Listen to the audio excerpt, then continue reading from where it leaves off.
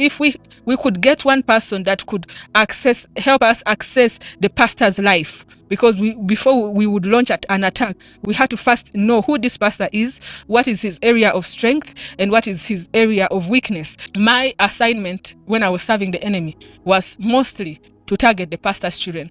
And how? Because I knew very well that this pastor's child, if this child follows the ways of the father, they are going to be stronger than their father. In ministry, what he would do, we would strategize who is leading this group. And the leaders, in most cases, are the pastors, the intercessors, and choir members, the ushers, people who are making people's lives comfortable when they go to fellowship and to worship God. So those are the targets, the people we would target. And we would attack each individual differently or according to the ministry that they have. For instance, we know very well the power of prayer that an intercessor has because the intercessors are also operating in the prophetic. God reveals to them things that the enemy is doing in darkness, like things that majority of the people don't know. So what we would do as in the kingdom of darkness before I got saved, what we would do was to attack the intercessors financially. That's why you see most of the intercessors are broke. Their children are being sent out of school. They don't have rent. They're having issues. And now when they go to the pastors for help, the pastors get overwhelmed with their problems. Today you're paying their school fees, tomorrow they are being thrown out of the house. So there's gonna be a division, a big gap between the intercessor and the pastor. The pastor will start avoiding the intercessor, and the intercessor will stop now concentrating on their ministry to pray and keep the ministry up, the fire burning through prayer, and start now hustling and looking for money. So when that is done, it means the hedge, that wall of fire, the wall that the enemy cannot penetrate, is down. So when it's down, he would send the devil agents, to go to the churches. Now, when we go to the church, we know we hit. It's like when somebody comes to rob a home and they deal with the security guard. They maybe they make him unconscious. It's very easy for the thieves to enter and access the premises and take whatever they want. So whenever we were going to attack a ministry, we would start with the intercessors. Now, after you attack the intercessors, after we would attack the intercessors, there's another person that we are targeting, and that is the leader. Because we know once we hit the leader, these followers, most of them will scatter, because it's like a group of, maybe there are so many dogs that have attacked you, and you single out the leading dog and you hit that dog, the rest of the dogs will scatter. So we would strategize now on how to attack the pastors. And how to attack the pastors, one, we know very well that some of these pastors are so dedicated to serving God, but they have some areas in their lives that are weak. When I say areas in their lives that are weak, I'm not talking about the pastor as an individual. I'm talking about the people that surround this pastor, starting from the pastor's wife to the pastor's children, and then the people that they're having in their homes. So if we could get one person that could help us access the pastor's life, because before we would launch an attack, we had to strategize. We had to first know who this pastor is, what is his area of strength, and what is his area of weakness. So we knew that this pastor, his area of strength, he prays a lot and he fasts. So we know maybe this pastor's area of strength, he's always in the Bible, he's reading the word, so he's knowledgeable because he's always in the word. So we get to know his area of strength. He has a big supporting system. Maybe there are people who finance everything that he does, so he doesn't have to think about the resources that are going to do every project that they have as a ministry, maybe open air crusades and all that. So we would now launch an attack towards the funders, the people that are funding the ministry. So, but we needed to get all that information by being part of the group, part of them. So whenever I would go to a church and I'm on a mission, I would first of all start by befriending the pastor's children, because I know this pastor's child is connected to another pastor's child and they are all friends. So I'll also find my way in, and then I'll get access to their families. So my assignment when I was serving the enemy was mostly to target the pastor's children. And how?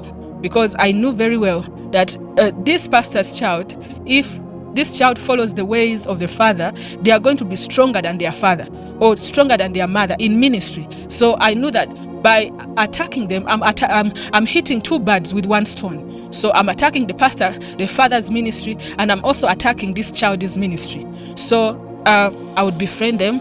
be part of the ministry, maybe join choir, and the child is also in choir, and we become friends. And mostly it was easy for me to befriend the opposite sex, not because I was interested in them, but because I wanted to have a door opened in their lives. So when I befriend the opposite sex, I'm so committed. We are now in the same age bracket, and they are now free to open up to me, and I'm bringing some ideas, and they'll tell me my parents would not allow me to do such a thing. Oh, my parents would not allow me to club. I would have loved to join you guys, but my parents would not allow me. Then now that's when I bring in ideas. You don't have to tell them everything that you're doing. Sometimes you have to do your things as you. Maybe you can tell them we are going for this overnight, and this overnight you can come, and then we go to club, and then we'll find a way. So I bring up those ideas, and when the youth listen to that, because their age is the age to rebel, and they are finding somebody for the first time who is interested in what they love, because most of the times their parents are traveling nations, they are preaching, and they feel like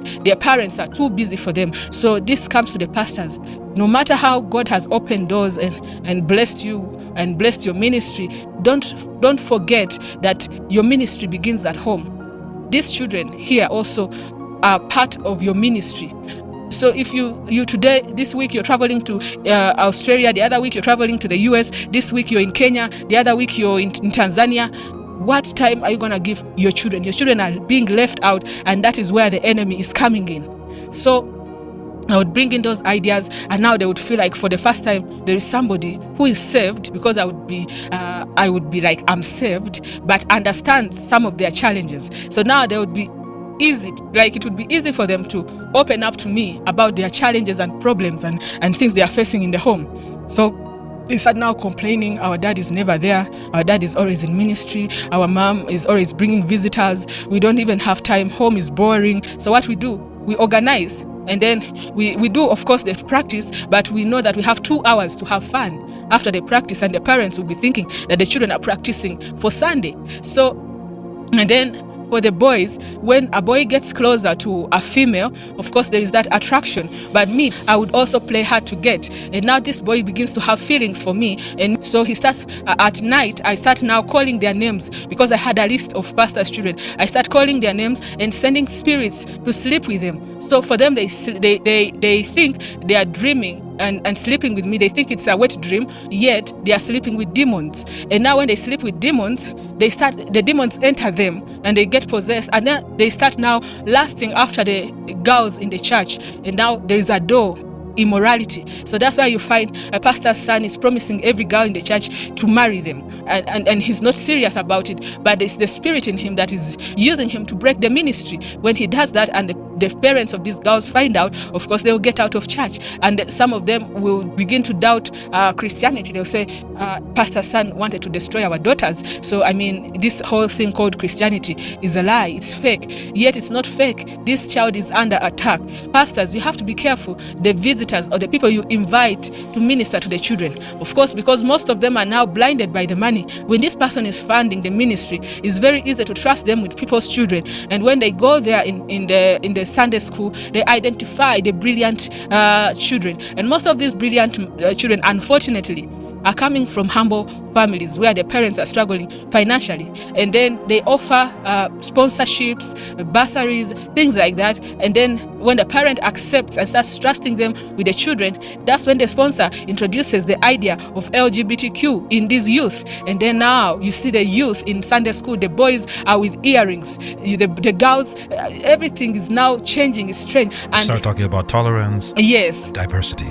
Yes, and now because they are funders, you cannot talk about the funders, even if the intercessor, God has revealed it to an intercessor that the enemy has come through this funder. There's no way the pastor is going to pay attention to them, because they are already on the receiving end.